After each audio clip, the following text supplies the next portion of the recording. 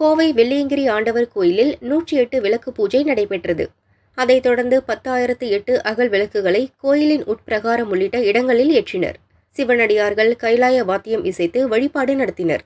62வது ஆண்டாக வெள்ளியங்கிரி பக்தர்கள் அறக்கட்டளை MSP குழுவினர் சார்பாக இரவு முழுவதும் அன்னதானம் வழங்கப்பட்டது.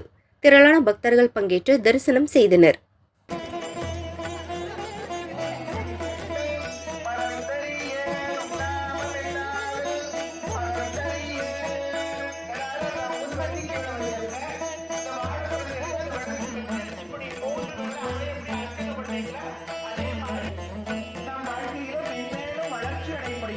தெய்வத்தோட திருவருள் மனசார இருக்கணும் இல்லைங்களா? அந்த அக இருள் நீங்க அகத்துல இருக்கக்கூடிய மாயை கண்மம் என்கிற அந்த மாயை எல்லாம் மறைச்சு